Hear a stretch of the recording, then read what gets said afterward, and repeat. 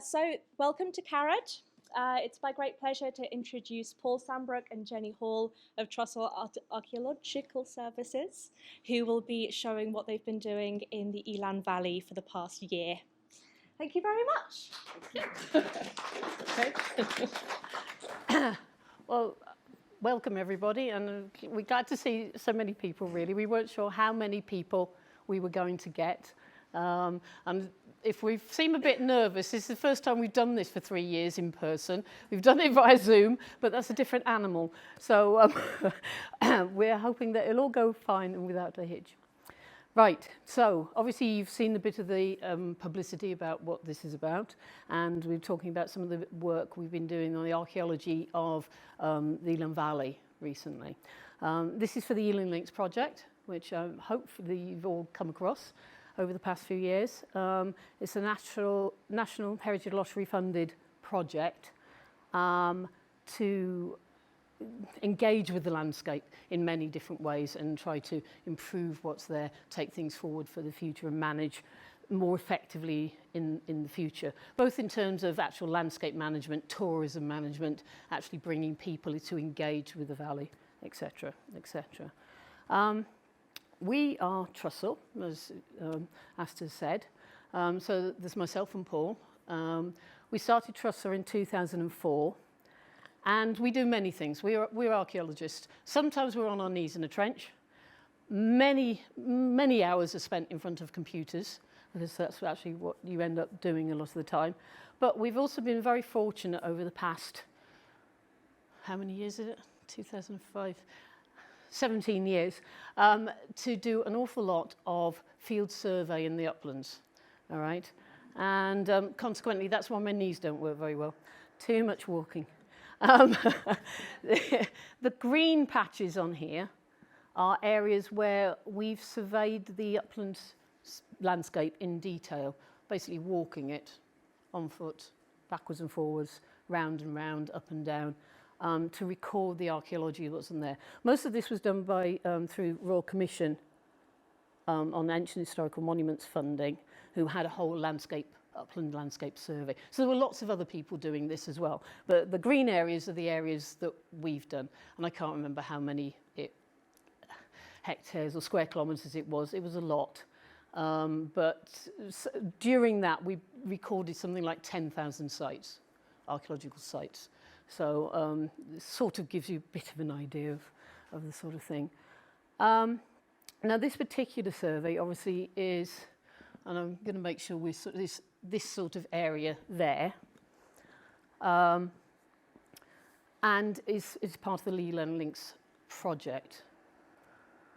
You can see there we've got, hopefully you can see the orange outlines, and the smaller little area that's actually more coloured in green towards the top right up there. These are our 2 survey areas that we were dealing with as part of this project. The smaller area is an area that nobody had ever surveyed in detail before. It hadn't been involved in any upland survey and hadn't really been looked at by any other survey that had been done of different, whether it was looking at cairns or things. The bigger area had been surveyed before, and I'll come on to that in a bit more detail at the minute. But it just gives you an idea of the area that we're covering as part of this project.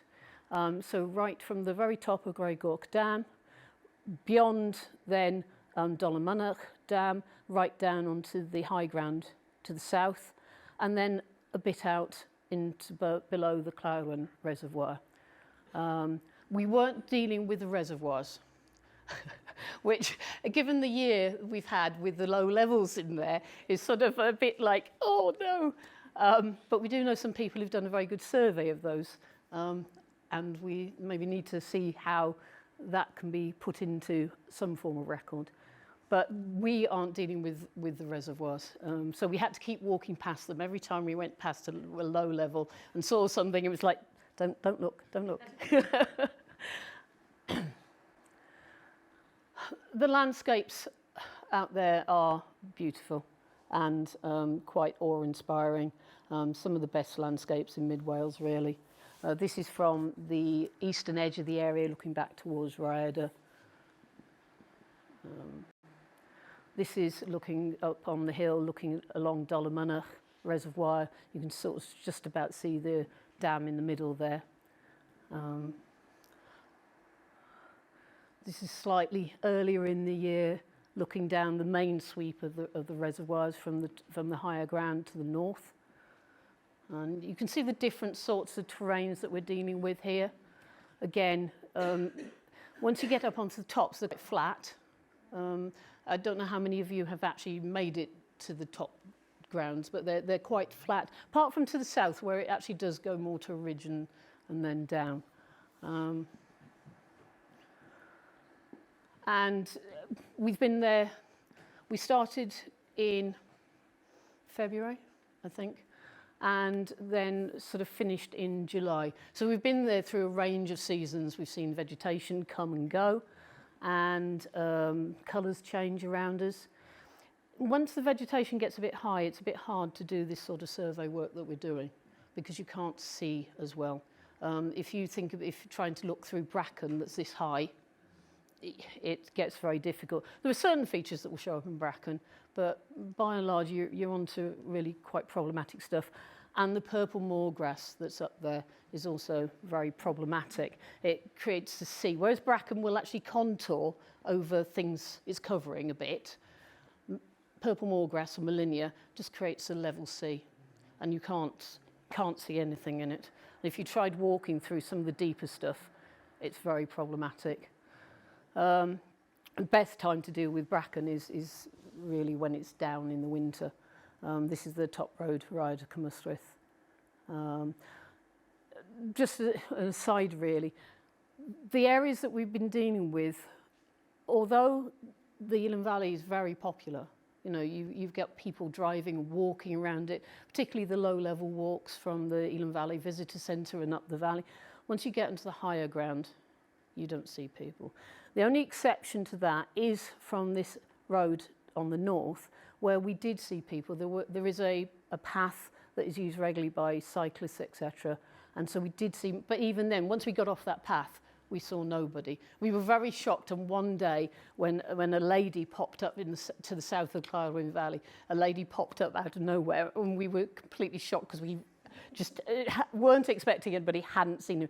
And she was the only person we saw off the main routes the entire time. So it's still, even with sort of increased publicity, increased tourism, and people sort of like trying to bag going to Darganfod and things like that, you still actually don't see many people out in these landscapes.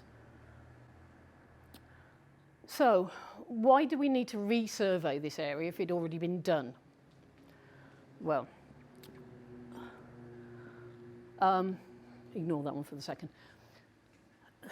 When we started working with the Elan Valley Trust on this back in 2016, we were part of putting the bid together for the All Over project.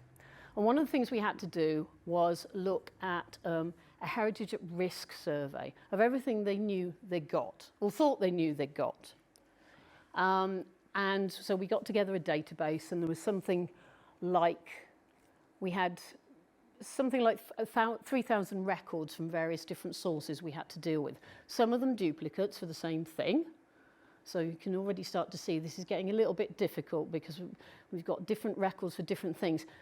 And some of them were in the right place and some of them were in the wrong place. And we had to try and merge this into one data set. We did that fairly successfully. And then we had to look at the condition of the monuments we were talking about, how much at risk they were, what threats might there be. And although you might not think there are threats in this sort of landscape, you've got things like stream erosion for things that are alongside a stream. You've got things like Molinia, actually the roots do break up earthworks and can actually sort of destroy things. So we were looking at those, but we were also looking at our confidence in the record. How confident were we that the record we had was for a site on the ground at that point that said what it was, and you know that it was actually the right thing. So we put together that database. This is just a map showing all the concrete boundary posts around the Elan Valley that define the watershed for the reservoirs. I don't know I don't know if you all know about. There's photos later of these posts, so we'll come back to those in a minute. Oh, sorry, there it is. Right, okay. These concrete boundary posts. Those dots, black dots, each one of those is one of these. And you can see there, BC for Birmingham Corporation is on one side, facing into the area, and then on the other side is whatever the other landowner is on the other side. But so this survey, this heritage at risk database we did, we went through all the records and checked and had a look at were they where they were meant to be. So we could overlay the sites we got and put them overlay aerial photographs and see if they were in the right place. We could use mapping. We could use our knowledge of sites. Now, at this point, I have to say that the area around here, around in that area that isn't coloured in, and there aren't many of these dots in, was actually areas we'd surveyed ourselves, and the other area is an area we didn't survey. Now, although that sounds a little bit dodgy, and it makes it sound like we doubted what other people were saying, there is a very good reason for this. The areas we did were 2009 onwards, or around 2009 anyway. We had a good GPS, and it was at a point where the military had switched off their blocking, so the GPS signals were reading correctly. Up to earlier, up to I don't know, 2000, about 2000, the military were blocking certain satellites, so the signals you were getting on the GPS were not very good. They were actually quite a way out. So a lot of the survey that was done in the coloured-in area was done before that with GPSs that weren't terribly accurate. And you're also out in a landscape where if you're trying to map where you are, before GPS, we all use them now. Well, we all use them, but you're used to using them. You've got them on your phones. You know, even if you don't know you're using them, you're using that sort of element. And we're used to doing that. Think about going out before that, and all you've got is a paper map. And you've got to try and work out where you are in this landscape. And some of, particularly sort of the south of the Cloudwen, there are no features there, really. You're trying to find out where you are. You're sort of like, oh, there's a kink in the stream, and oh, I'm a bit away there. And oh. So you can see why things ended up in the wrong place. It was also done at that earlier period, in the early period of the Upland Survey, when some of the monument recognition, the actual recognition of sites, was still developing, and people were still learning about what things were. And so not all sites were picked up, and some sites were attributed into a wrong category. Okay, so I think we've got some examples here. Sorry, this is just sort of showing the difference when you dealing with bracken, trying to record things when you've got bracken over it, covering it, and Molinia, that's Molinia purple moorgrass there. And it does have, some of the Elan Links projects are dealing with mowing, seeing what difference mowing Molinia makes from purple moorgrass. So you can sort of see here, there's an area that's been mown. As with all things, you try to do something good, and that may have other problems. Sometimes you can find the problem with mowing something like Molinia or bracken means that you're ending up driving straight over earthwork monuments, which are then getting a bit damaged. The point about that is, it means it's very important to know where your sites are exactly, so that you know that's where the site is, I need to be careful there, or I need to avoid it. It's no good if you think, here's the site, I need to avoid it, but it's actually there. So you avoid this bit, but you go over that bit, and you create damage. And that's why it's so important to know where these things are in this work in this database, and why we're resurveying this area.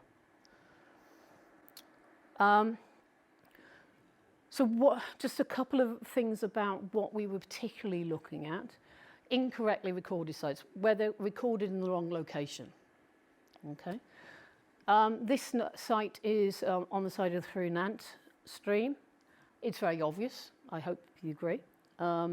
We can debate about exactly what it is, whether it is just a sheepfold or whether it's a long hut, a small stone structure living in somehow that has been used later as a sheepfold, but undoubtedly there is a site there.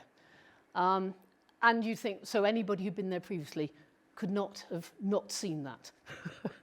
Yeah, it's not in bracken, it's not in millennia, it's quite readily visible, it's got stones standing up. There was no record for this in this data set. And this was a good access point for us, so we went past this several times, and we kept looking at it and thinking, well, I don't know, what have they done? And, you know, it was a puzzle for quite a long time, until one day we stopped going in this direction, up here. This is where that site is, that blue circle. And we started going up this valley towards the mines. These are lead mines here. And we came across a record there. That was the record. We checked it. We checked it because there were photographs with that record, so we could see what the site looked like, and it is the other site. So we've been very careful in making sure they match up, because it's quite difficult to do a match if you've got differing descriptions. But the record for the site is 420 metres away from the site itself. So nobody can manage that site if you don't know where the record is. So this is the importance of the work that we've been doing, to make sure things are in the right place. And we're working on the data set now. And so there's a lot of robust work going to be done to check that we've got it right. There will always be mistakes in anything. Anybody who says there's no mistakes in anything is... but we are going to do a very robust checking backwards and forwards to make sure that as far as possible we've got things in the right place. And going back sort of to the monument recognition, and this is a very simple example of this, but it does cover the point, is that when the people previously were recording, they weren't recognising necessarily what things were, okay?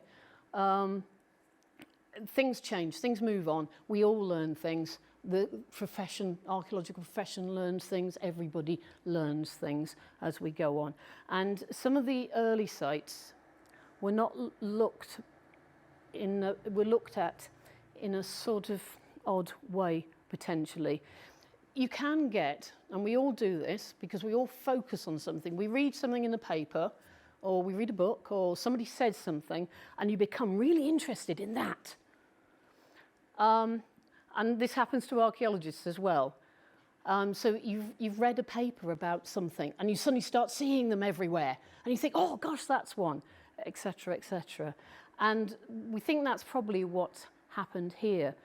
This is an aerial view of the Tarstone quarries below Cregan Quay. Okay, the path that goes through the middle there that you can see here is this well-known and well-walked, well-cycled footpath. Okay, so a lot of people go through this area. The white patches are the spoil tips, and as you can see, they're sort of scattered around. If you look at this is a bit like an optician's thing, look at the pink triangles first. Pink triangles, okay? Those are the records that we had previously. That's what we started with. They were all records for shelters built by the Royal Ordnance Corps, okay? And we thought, that's odd. Don't know, but fair enough, we'll go there and have a look and have a see. When we got there, that isn't what we found at all. For a start, those records aren't actually on the right things, as you can see by the red stars. Look at the red stars now. The red stars are actually where the quarries are, for a start. These shelters that were being recorded as being part of the Royal Ordnance are actually just part of the workings within the quarries. You've got examples later where you can see these Tarstone quarries, they get a lot of waste. And so what they do is they build walls as partly shoring, revetting, reinforcing. So they build walls and they build themselves little shelters as well, so they can sit there and nap the stone and they're sheltered from the environment. So what was actually being recorded as these Royal Ordnance Corps shelters was actually just part of the workings of the quarries. But none of them were in the right place. And as you can see, it's a bit hard to see and you may not be able to see it, but the distribution of the white patches and then the red stars, we've now got it. I did put this over Google Earth, so we could put the dots, the red stars, over the top of Google Earth, and they're now matching up in the right place. This is a simple example, but we found this time and time again throughout the survey. And it's just a factor of time, GPS not being right, sometimes monument recognition not being right. Sounds a bit bragging, but we do have rather a lot of years between us of identifying things in the landscape.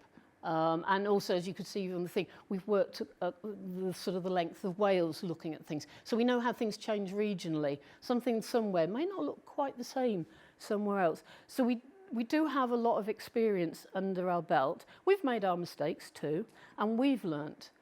So we're quite happy now, we're making a good record, and that makes it easy to manage. People now, the Elan Links, Elan Valley Trust, after this will know where the monuments are. And this is a simple example with the quarries, post-medieval, not maybe so important, but we've also done the same thing with medieval house sites and prehistoric sites as well, which Paul will come on to now, actually, if that's all right. Thank you. Right, like Jenny, I'm quite rusty. This is a bit weird seeing people again. It's been a long couple of years, but I mean, Jenny's given you the background, okay, a little bit of an idea of why we were there. What I want to do is take you back through the periods of time, from modern right back as far as we can go, to show you what it is we find, what it is that's hidden up in those hills. Sometimes it's hidden in plain sight, and we've been constantly finding things that everyone else literally has been walking past and just haven't noticed them. And we get a buzz out of that, I've got to say, as field archaeologists.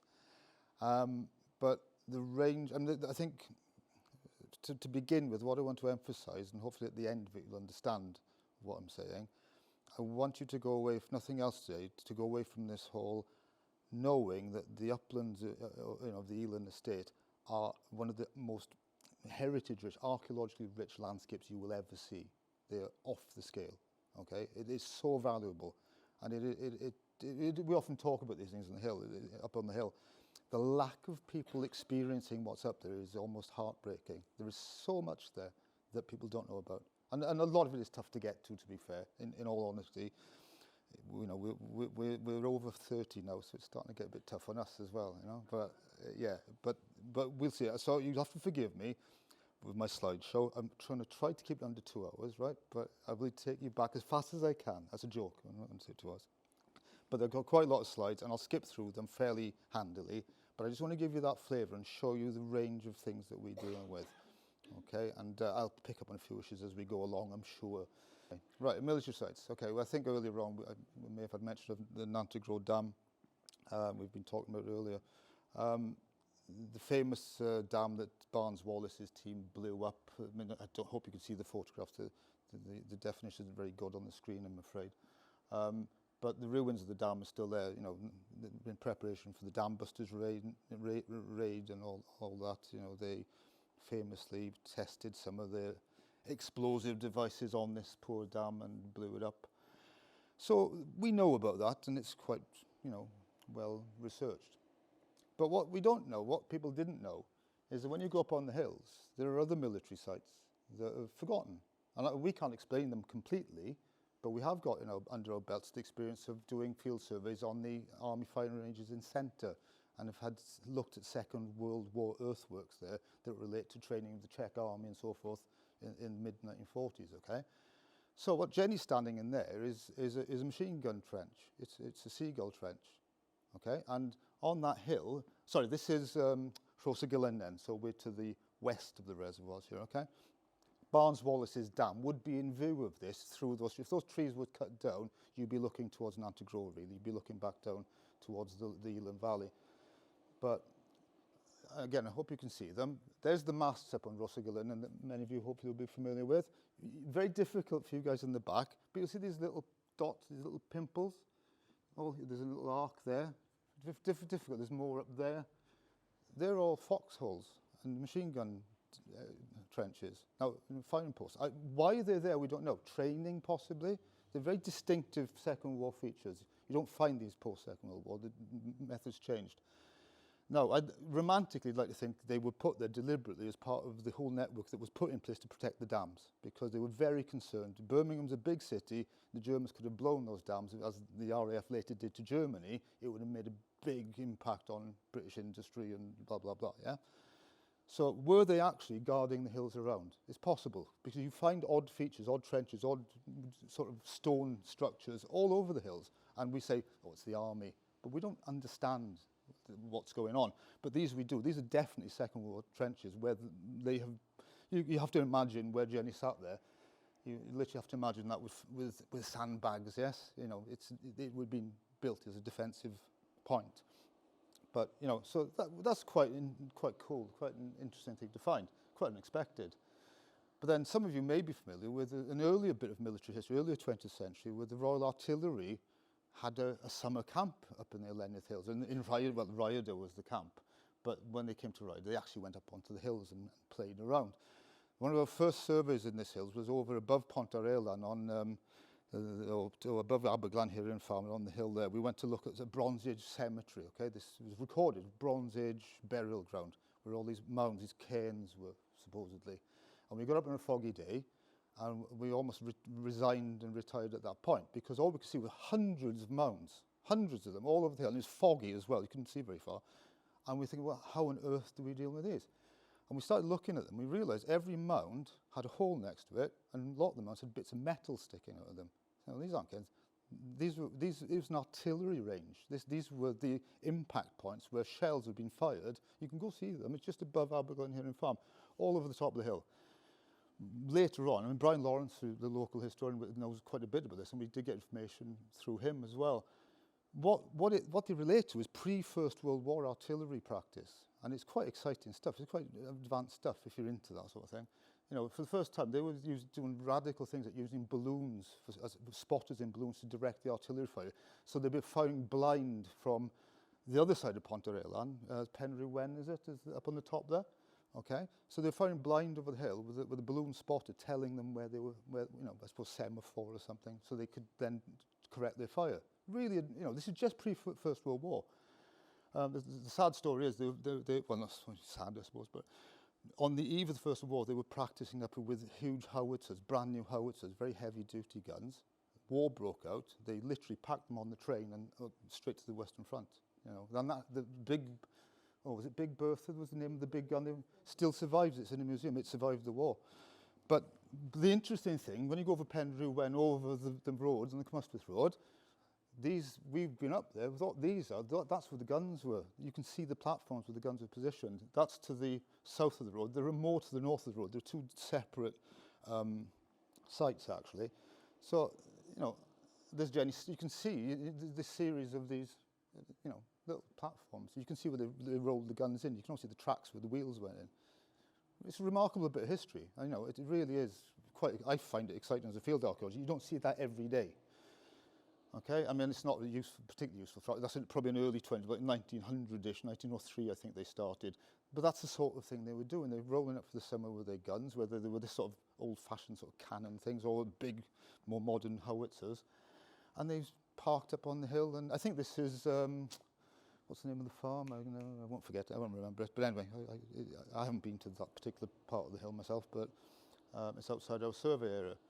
But that's quite modern, that's 20th century, and that's a really interesting bit of archaeology. You know, I could go on a lot more, but I won't, because time would keep me here for a long time.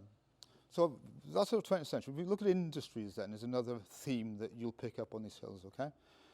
And I will say another thing, apart from the military stuff, on these hills you'll find evidence of, you know, how people worked, how people lived, how people died, and how they got buried. And that's the interesting thing about upland archaeology. It's all there. It doesn't get taken away by subsequent generations. So one of the really interesting industries, of course, is the water industry, and I won't blather on too much about it, because as Jenny said, we didn't study the reservoirs. That wasn't our job. But, you're all familiar, the Clyde Wen and the Elan dams. And they, as Jenny said, they get a lot of attention. The amount of people that drive up on their cars, their motorbikes, their bicycles, on foot, on horseback, whatever. People come from all over the world to visit them. But they don't look past them. They don't look past them, because if you go to the side of the Clyde Wen Dam, we could look at this. This is a nice bit of archaeology. This is industrial archaeology. It's that sort of, I don't know what you want to call it really, not a ramp. It's where the cranes were stood when they built the dam. Okay, you go to these reservoirs, either side on the hills, you can see all the stuff left where they were actually, they had pylons or cranes or surveying points, whatever. It's all still there, and that's archaeology, from our point of view. So that's the dam in construction. You see the cranes there, the big cranes, they're in that gully. They trundled back and forth along that gully. So that's a nice little bit of modern industrial archaeology. The Elan, famously, Ostis Tikel, you may not be able to see in that photograph there, outside the engineer, the engineer's hut. One of the few, probably the last surviving huts of the whole enterprise. This is where the engineers were based who designed some of these dams. The house is sitting there, sort of rotting away, sadly. But I'd like to think it'll be saved. I mean, it's not, it won't be for lack of will. I mean, people would like to do something with it. And then you go along the Elan, along the valley, and you've got the old railway, okay? So that's field archaeology to us. And it's now popular with walkers and cyclists. But what's really nice is Jenny's standing on a bridge. This lovely, lovely, lovely sort of late 19th, early 20th century railway architecture. There's loads of it. It's around you everywhere. And sometimes you just get off the path to see it. The roads that people drive around all the time, these beautiful bridges that were built at the same time. It's astounding. The built heritage of the valley is so rich. These are fine structures. These are in another place you might list them, I guess, but I suppose you would here.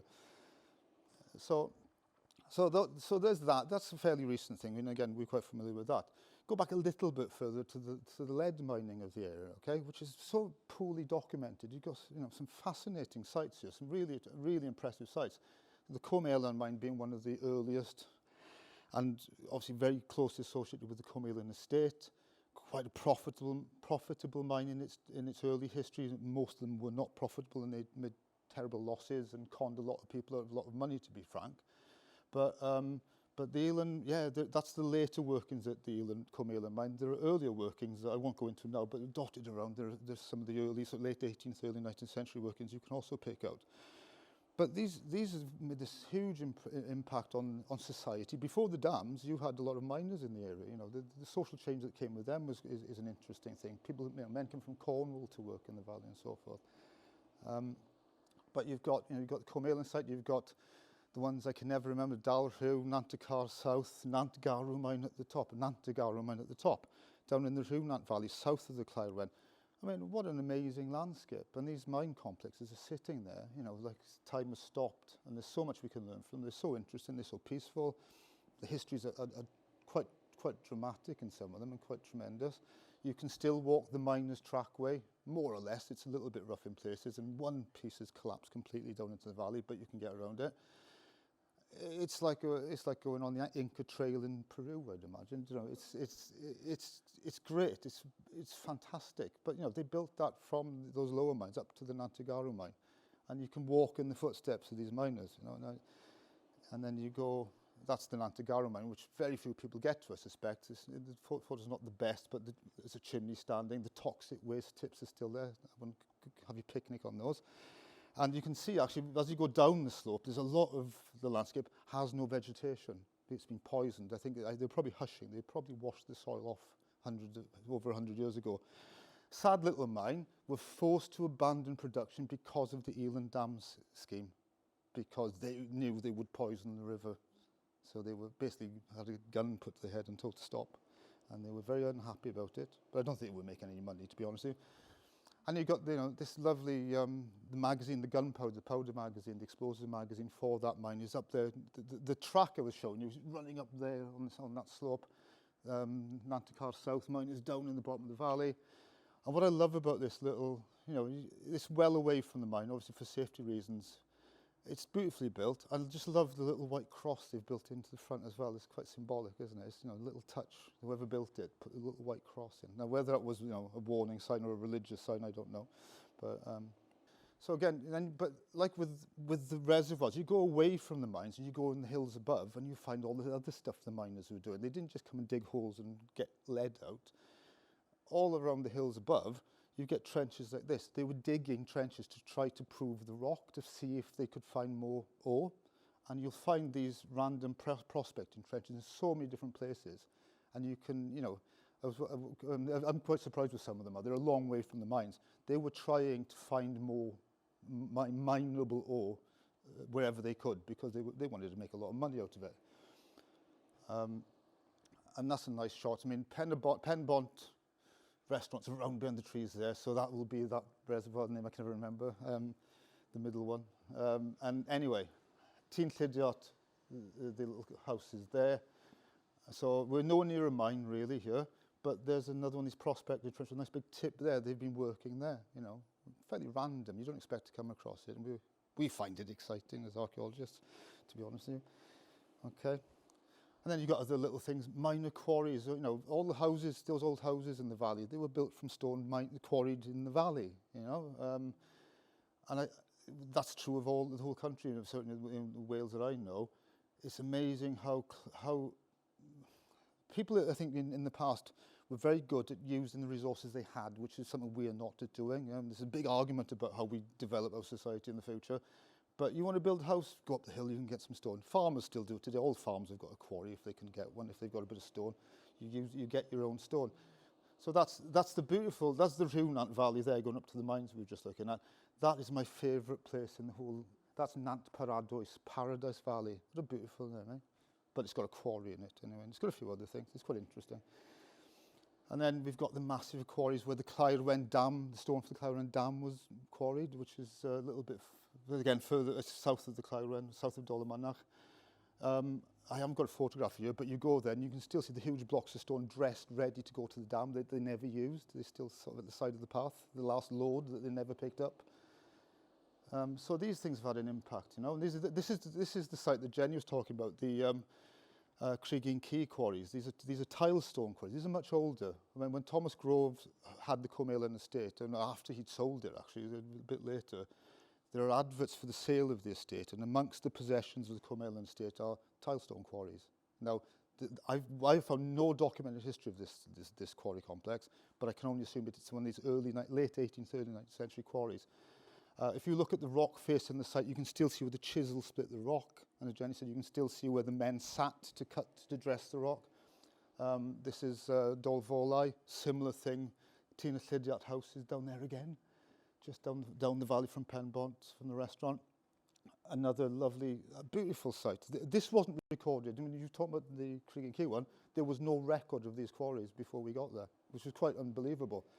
Yet, the little shelters that the quarrymen built, where I can imagine them sitting to get shelter, and also because the fine spoils around them, I think this is where they actually split the rock and threw the waste away. Those were recorded as military observation posts. I can't explain it, but they're not anymore, put it that way. The record's been corrected. But again, the quality of the landscape, the views from up there, everything about these places is not just historic, it's absolutely stunning. Okay, so we've done fairly modern things. Start working backwards a bit and then look at a different theme, which is where people lived, okay? This is a big theme, a really big theme, because one thing I spending most of my life in the mountains, I've learnt, is the human landscapes. They're not natural, they're not as God intended, as it were. People look and say, oh, it's nature. It is not nature. It is a human landscape full of houses, full of people. We know some of them are quite famous, and you go to Dolomannach and you get this beautiful, originally 15th century, they say at the core, house at Llanach, which the estate rents out as a holiday let. You get Treftadaeth, which you've seen and mentioned a few times. There's those quarries at Dolvolai, just up there, the other side, by the way. Again, the estate. One thing I will say in favour of the estate is a lot of these places wouldn't exist if it wasn't for the existence of the estate. And a lot of upland areas in Wales don't have this because these places have gone. So, there is a heritage benefit for the tourism that exists, because a large number of the farms end up like this, and this is true of the more remote parts of the estate. Llyst Abercaeth, I'm famous. I'm old enough to remember the chimney on it. It's not that long ago. It's recently come down, isn't it? But we've got these farms dotted around, and these are the farms. These are the symbols of the society that was there before the dams. And the histories of each of those farms is fascinating. That excellent book on the Elan clearances, which was published a few years ago, documents quite a lot of these places. And we haven't got time to discuss them, but they're great stories. But then the dams came and everything changed. Obviously, this one, I love this, because when we're going up to the Caerwen quarries, I can't remember the name of the valley, I must admit, the Marchnad possibly.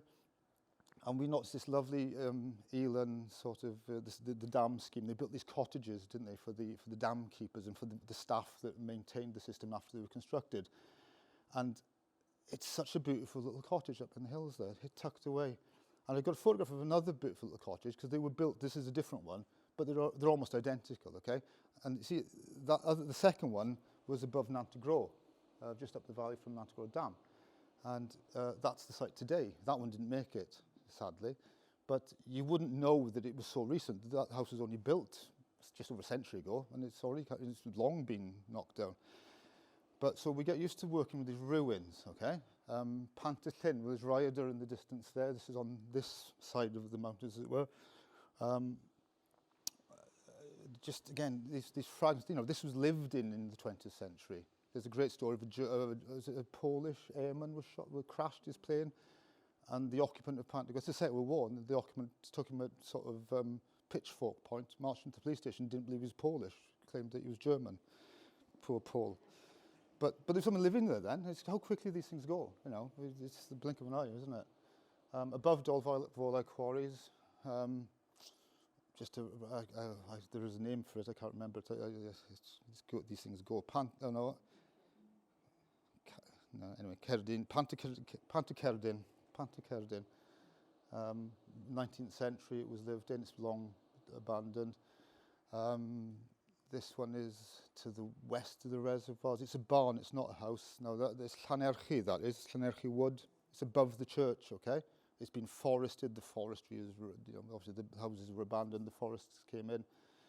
But each one of these places has got stories. This is the thing. You can look at the tithe maps, so you can look at the census returns, you can look at all different sources. You can build up pictures of who lived and who farmed and who did what. The tremendous heritage potential of each one of these is great.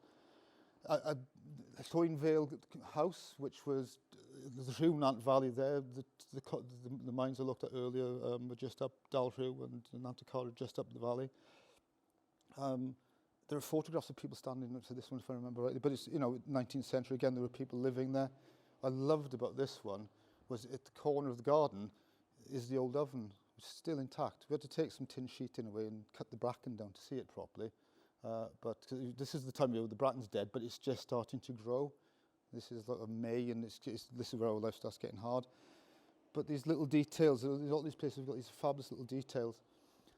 I'm sorry, I'm being very random with this, but I find this particularly interesting. Llyst Cwmbach, yeah, which I'd never been to until we did this survey. It's not easy to get to, but I was very glad to get to. It started raining, so you can go in and sit down and have a cup of coffee. So it works as a bothy very nicely. But the Llyst, you see, is a thing I'm very interested in, because I don't know how familiar you are with the whole story of the Hafod and the Hendra in medieval Wales. The Hafods were the houses they lived in the summer on the hills, and the Hendra were the houses they occupied in the winter down in the valleys.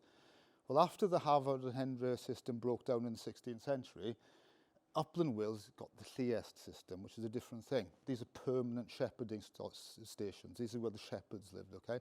And they dotted around. Llyst Cwmbach's a good example. It's cut off because of the reservoir now, but it wouldn't have been so remote originally, of course. But you've got Llyst, the other one, Llyst Trehesclog, I think this one is called, just to the south of the Rhyadr Cwmystwyth Road, with its little potato plot, its little garden plot next to it. Very often they would have a little garden with they just grew some root veg, potatoes to keep themselves going.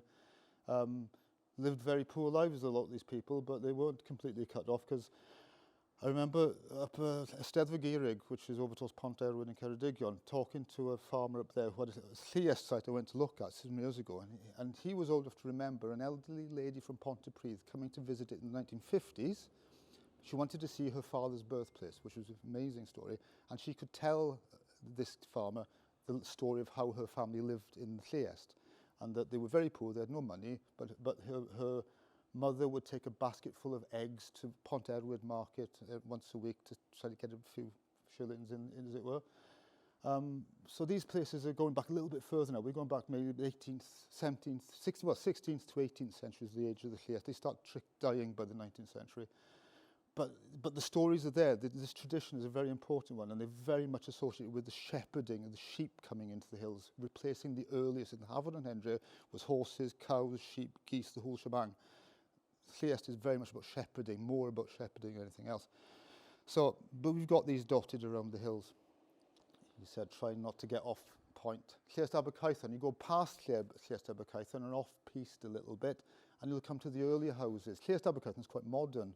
It's not the original farm there at all. I won't remember the name of this one. It's not, but it's Llyest Colettor. Yeah, Llyest Colettor.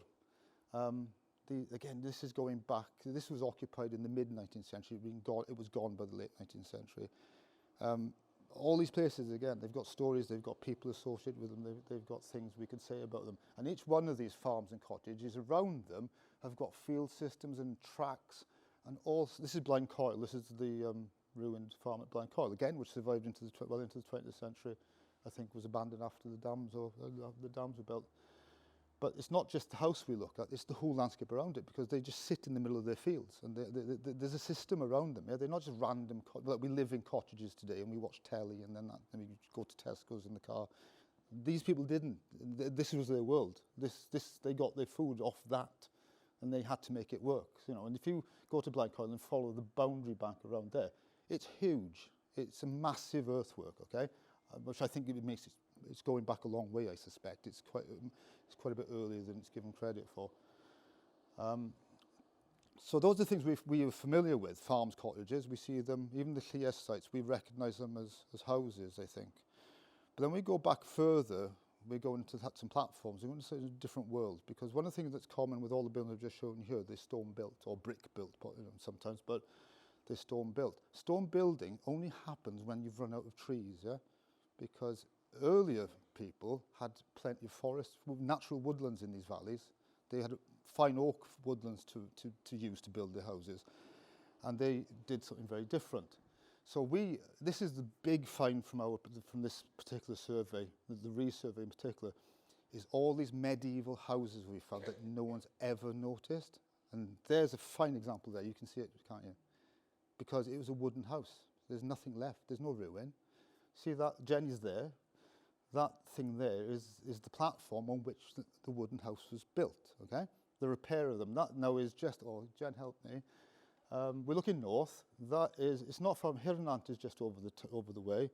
And, yeah, no, names, there's so many names. I can't remember all of them. Ystâd Brithgwm, that's the word. Ystâd Brithgwm, to the west of the reservoirs again. But these are really exciting because, you see, these were houses that were built before the trees ran out. And I've seen one particular letter from North Carmarthenshire written in the late 1600s where a tenant is appealing to the lady of the Edwinsford estate, please let me build my new house in stone because there's no timber left. Okay, so we're getting to that sort of, 1700-ish, they've run out of timber, they've cut it all down. They do say the Spanish Armada, 1688 and all that, they cut so many trees down to build the navy, they ran out of the best woods, the best forests. I don't know if that's true, but they say that. This is Jenny. There's a platform there. There's another one there. That's Nantygro. So the Barneswaters Dam is just down the bottom there, okay? That's Cnwch, I think, that hill there. There's two lovely house sites there. Big platforms. The photos don't do them justice. This is the problem. You need to, it's very difficult for some of these places, but when you get to them, these are big earthworks. These are really fine earthworks. Archaeologically, they're probably completely intact as well. When the bracken comes, it gets a bit harder, but as Jenny said, the bracken follows the contour, so we are pretty adept at spotting them in bracken. You can see the shape of them.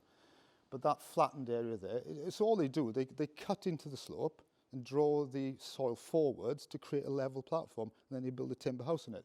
So as an archaeologist, if you excavated that now, you would find where the posts went in around the walls to support the walls. You would find the hearth, maybe some stone pads and some stone internal divisions. You'd find the archaeology, it would be intact without any doubt. So, you know, there's, Llanach Cawr is just there, and Dolamanach Reservoir. But none of these were recorded, none of these were seen, and things were recorded all around them. But as Jenny saying, when people did these surveys 20, 30 years ago, 35 years ago, they were looking at the landscape differently. Since about 1999, 2000, in Wales, we've completely redefined our terminology and the way we look at archaeology in the landscape. So we've got that benefit of that knowledge now. We see things differently.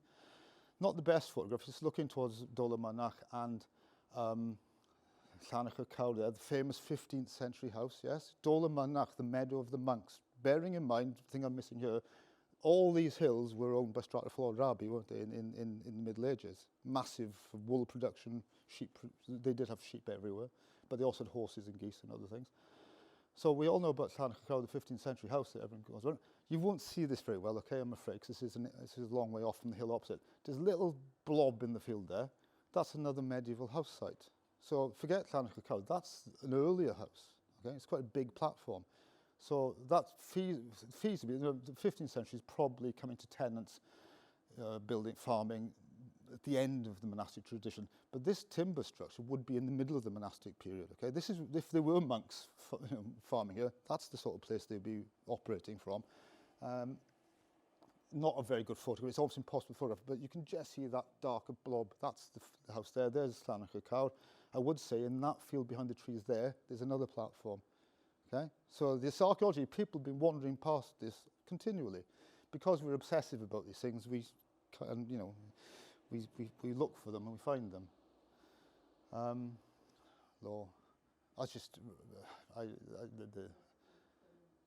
That's Pantyllyn, sorry, yeah, Pantyllyn, you can't see it, it's behind the trees there, but there's a lovely big platform there again. They just pop up. And so you may well be dealing with the Hafod tradition here, okay? Now you're going back maybe 12th, 13th century or even earlier possibly. It's hard to be certain. Examples have been excavated in other parts of the country. You tend to come out to the 12th century. It's very difficult to date these things. Very, very few of them get excavated, okay?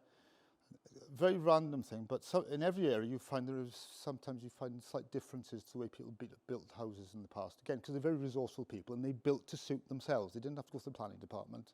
I need a house, I need a garden, I need to do it. And then they just did what you could do to suit your own purposes. So it's fine. I mean, Vic, Dave, all credit, you've spotted this before us. Beautiful big bank. Okay, there's the Wye Valley below. And we looked at this, and it was low sunlight. The archaeologists love dead vegetation, low sunlight.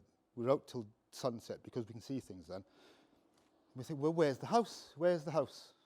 This is obviously someone's got a paddock here. Where's the house? And more to the point, why is this open? Why is that open? And we spent quite a bit of time wandering around. And the sun kept going down. As the sun went down further, bingo, there's the house. Can you see it? So it wasn't an open enclosure. The house blocked that side, but it would have been a timber house. Okay, so if we'd been there in summer with the bracken up in midday, we would not have seen it. It would have been invisible. So it's just luck, and we're slightly mad, but we do go out at 11 in the morning and stay out until dark, because it's that last few hours of the day give you what you need. We come off many mountains in Torchlight, haven't we, Jen? And then, well, the Penbont restaurant's just there. Penygarrig Reservoir's there. So there's a very steep path that goes up to the hill to the east of Penbont. Look at that. Bank. This is the other end of the hill from where we just were, okay? So this is a local thing, isn't it? Someone said, well, I've done one of those. Do you want to do what I did? And Jenny's standing on the end of the house. So the house would have been there, a platform, basically. Dating those is very difficult. My feeling with that would be probably 16th century, a little bit later, 16th, 17th century. I'm just saying that because I don't know. But no one has actually excavated them. But I think they're more complicated than the straight platform. Not so obvious this one. That dam, the one that's been repaired, Craig Goch, yeah. This is where you can see the water's starting to dry up in the summer. Hirnant Farm is just behind us here. As you drive, as everyone does past Hirnant down the valley, if you look just to your right, you can't see very clear in the photograph. It was not easy to photograph, but from there to probably about there's a beautiful, huge earthwork platform. Again, there would have been a timber house there. You know, these things are just right in front of us. And we've been driving that road for 10, 12 years. And this year we saw, oh, look at that. Just happened to see it. There are other buildings from the period which have stone components, right? They're medieval. They have got stone foundations, but probably had timber upper walls, okay? And they were all thatched roofs, of course. Clywyn in the distance. Along the southern side of the Elan Valley, there are so many of these medieval house sites. They're clusters and groups, and little villages, okay? There are people all along that valley. This empty valley full of sheep. You go to any valley in the uplands out there, pretty much any valley, you get a sheltered spot, you know, with a bit of sun on it, you'll find where a shepherd or a herdsman has built his hut. You may find groups of them. I haven't got photos of them today, but we'll often find with them, you'll find what we call a sunken shelter, which is basically a medieval fridge. Because in the Hafod-Hendra system, they were producing milk, cheese, butter up in the hills. In the summer, think about it, milk, cheese, butter in the summer in the hills. How on earth do you preserve it? What they did, near these houses, you always find close by, stupidly, I haven't got a photograph of one actually, they'd cut a trench, they'd line it with stone, put a thatched roof over it, so it's like a subterranean sort of chamber. You can put things to keep them cool. That's the theory. Just a random, again, you just find these remains of these houses, stone foundation, and they would have had timber walls, thatched roof, okay? Just when you're out in the hills, look out for them. It almost doesn't matter where they are at some point. And just finally on this theme, up by Clywyn Dam again, the Carad farm, just to the side of the house. When you get on the rock above to the southern side of the dam, is it? Or the western side of the dam. 1, 2, 3 house sites there with stone foundations, medieval houses. Again, there's a settlement there. It's pinging out, it's everywhere, you know, it's fantastic. Right, going back further now, and getting close to the point where I'll say I've nearly finished. Romans are really interesting here because there's hardly anything of them, is it, Dave? Now, David, I'm going to give credit to for this next photograph. It's his. Esgar Perfedd, with your lovely drone, got this great photograph in low light of the Roman marching camp. Okay, Rhyad, they were getting his sort of there, I think. Okay, really, really nice site, a big Roman marching camp, quite fine. Now, weirdly, and it's going to stick in my memory forever, because one of the strange occurrences during our survey was that David James managed to get himself COVID and was not too good for a while. And then the day he was feeling better, he was the day after we found, if you can see this, I don't know. That Roman fort's up on the hill there, okay? Now, gosh, I can't, the definition is not good enough, okay? You have to take me. But just there, Jenny's standing next to a big bank, which is running there, right? Maybe, just trust me, it is there. Oh, gosh. I'm missing one. You may just about be able to see it crossing there. It's very difficult to see. It's very difficult to photograph. But what it does, it runs there and it curves around and goes back there. It's got that classic Roman curve to it, corner, playing card shape corner. The bank that goes down the valley, I follow for 180 metres and it seems to curve again. Okay, so it's possible there's a second Roman marching camp here. We can't prove it because peat cutting or turf cutting to that side of it has kind of flooded or wiped out the landscape to an extent.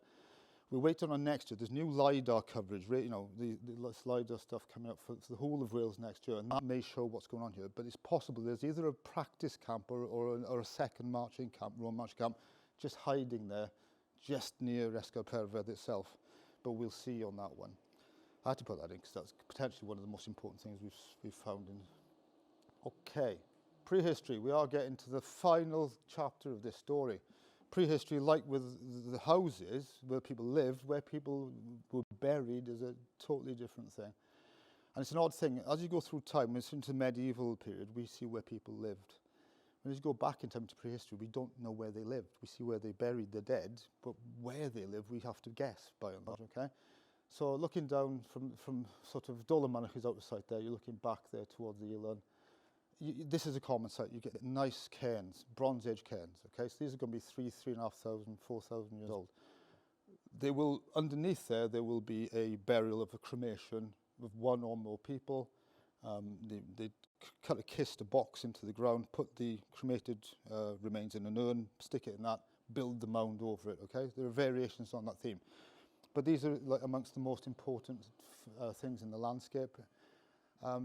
Very often you see them on the high ground, and you'll see some of them, you'll see them from a long way away, very obvious things on the high ground. But sorry, to go back to the previous one, this is the interesting thing about them. Some of them clearly were not located to be seen. That isn't prominent from anywhere. What's interesting about it is its view to the valley. The view from it is the important, not the view to it. And the same with the second one.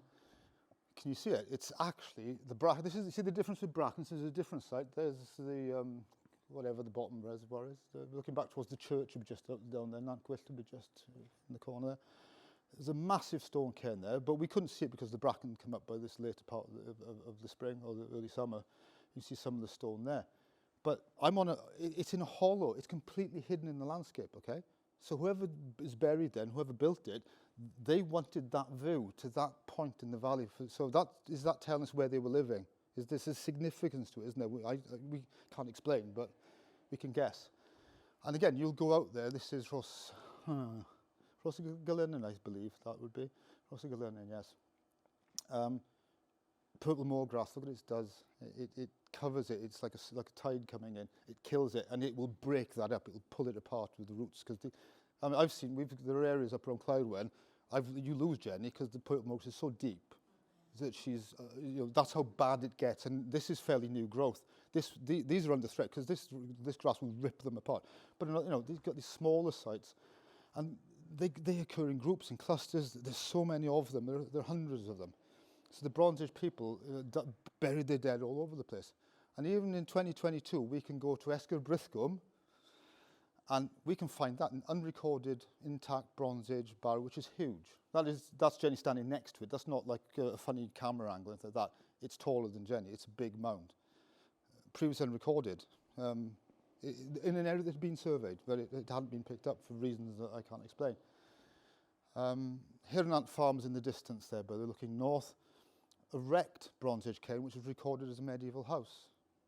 But it's clearly a Bronze Age cairn. We'd been there previously and weren't sure, but what it is, there's a field boundary built that runs through there, and they've taken the stone off the cairn to build the field boundary, so they've ruined it. You won't see this very well, I'm sure, but that's the Trehesgog, that's up by Pantyllyn, isn't it? Those stones in the hollow, I think. No, there's a slight barrow, a slight cairn there, and that's the burial kist is exposed in the centre. It's been opened at some point in the past by a curious shepherd or some local vicar looking for treasure, possibly. Okay, so you'll find them open sometimes like that. We've got better photographs than that. I must admit, I haven't put them in today. And you get other random Bronze Age funerary sites or ritual sites. Jenny's there. You can, with the eye of faith, you can just see a circle, a feature there. That's what you call a ring barrow or a ring cairn. So it's just it's like a donut. It's a ring of stone, and the burial would be in the middle. Okay. There's no mound over it now. Whether there ever was an earth mound that's blown away in the wind, we don't know. But you've got to be quite fleet-footed because these things will come at you, and they're all different shapes and sizes, and they're not always easy to see. You get your standing stones, very few standing stones. There's a couple on hilltops, which we believe are Bronze Age. And again, the stone marks a cemetery. There will be cremation burials around it, okay, scattered around the landscape. Nobody's ever excavated in a place like this, so we don't know exactly what's going on. And the weirdest thing is that you'll find fabulous standing stones that clearly once were standing stones then, but they're not anymore. They've long fallen. And we know they were standing stones because the hole with the stone packing is still there at one end. Okay, so it's a reasonable thing to say it was originally. That's Grow Hill, isn't it? Grow Hill is probably one of the richest Bronze Age landscapes in the area. It's packed with cairns and all sorts of stuff and standing stones. This isn't Grow Hill. This is to the south of the Clowren, up on the high ground. I won't for 1 minute remember the name of it. There's a big Bronze Age cairn at the top, ruined, and then someone's built a pyramid of stone on top of it later on. Huge slab of stone again, which we looked at. It is recorded actually as a standing stone. And again, the telltale thing is that there's the hole in the packing stones at one end. It does seem to be genuine. So there are things out there that are not in pristine condition. You might walk past them and think nothing of them, but checking them against the point. And again, with a lot of these, the grid references were wrong, so they weren't recorded in the right place. Even if it's 50 metres out, it makes a lot of difference when you get intrepid walkers going to look for something, and they've got their map and their GPS, and they come, so they've got it all, and they get to the place where the standing stones have been, it's not there. How frustrating is that? We need to put them in the right place. Bolchadwyfan, one of my favourite places I discovered. This is on the southern boundary of our area. There's the Brecon Beacons in the distance, okay? Abergwestyn Common. This is right on our southern boundary. This is as far south as we went, wasn't it? These two stones, Bolchadwyfan. Well, it's actually Bolchadwyfan. It should be Dwyfan, but I won't go into the Welsh of that. But Bolchadwyfan, clearly what we call a stone pair. A bit like a standing stone, smaller, but they have a ritual significance. We presume something to do with burials, but it may be something to do with gateways from one landscape to another. Again, we can't be certain these things.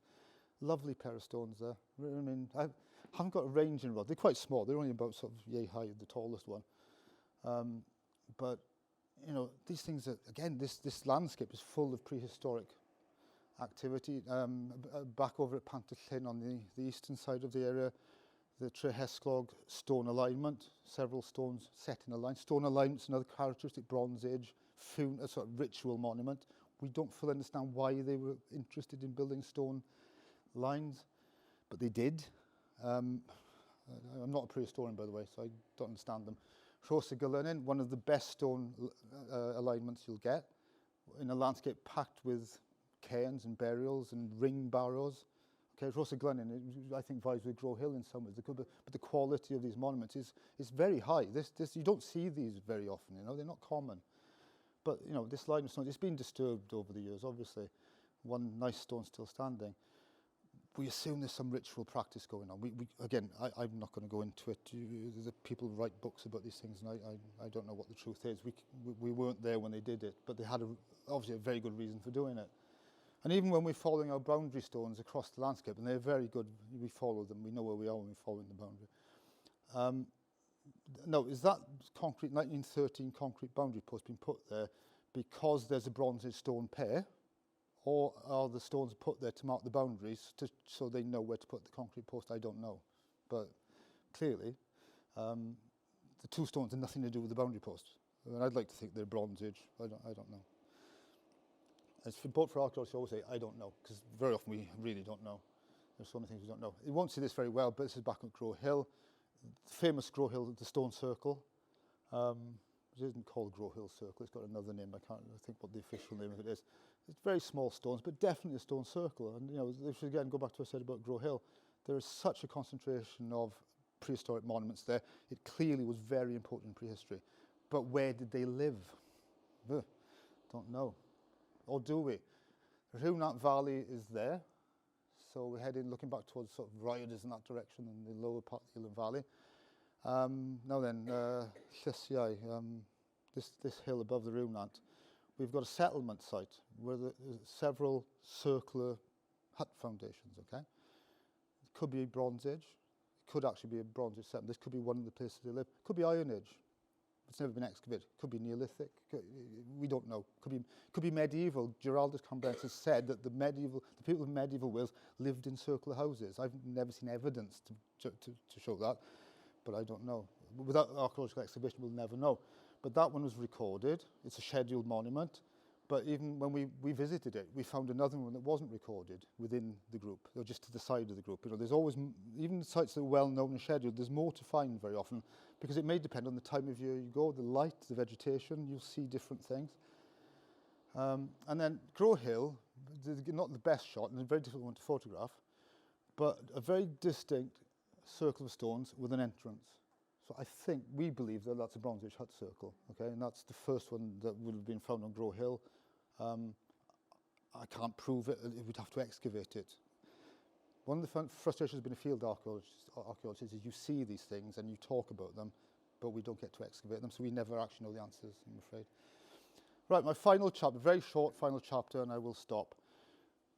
There are other things before prehistory that are interesting to us, okay? And this is particularly important to the Ylenydd Hills, and that's the peats, okay? The peats are in the 21st century, 21st century, amongst the most important resource of the hill. But they're also archaeology, they're also heritage, okay? Because the peat bogs we've got strewn all over Ylenydd are mostly in good condition. They're still alive, they're still growing very often. But in those deposits is locked the entire environmental and human history of the region. Okay? The pollens, the evidence of human activity, it's all locked up in the layers that have built up over thousands of years, since the Bronze Age at least, since These started forming in the later Bronze Age, at the time when these cairns were being built, pretty much. So, that's actually Pantallyn, isn't it? That's the pond, the lake at Pantallyn. Again, Rhyadr would just be out of sight in distance there. But, you know, this is somewhere in the middle of it all. Again, to the west of Penbont Restaurant, the east of Penbont Restaurant is the closest I could give you, above Dolvolai. A big peat bog, so wet that you can't cross it. A really healthy peat bog, really. We just keep running into them. This is another good reason for doing our field work in the winter, especially cold winters, because you can walk across them, they freeze. Because the rest of the year, you've got to walk around them, it's impossible. Dry summers do help. That said, this is south of south of Grow Hill. It's not far from Grow Hill. It's above the Marchnant, but that big Clyrwen quarry, it's higher up on the ground to the south of that. A very large peat bog there. Abergwestyn Common will be over the edge there. This was in the hot summer, okay? And this is a dying peat bog, and this is the danger. It was crunchy. We walked across it. The water's draining away. Once that happens, the wind gets it and just blows away like dust, okay? Now, the important thing, and we heard this in someone talking about this only last week, as carbon sinks in the future, in thinking of carbon management, these top everything, better than trees. Peat bogs are priceless. They soak up so much carbon, okay? And we've got this massive landscape which has got large, healthy peat bogs, but some of them are starting to die. Now, climate change is going to kill more and more of them.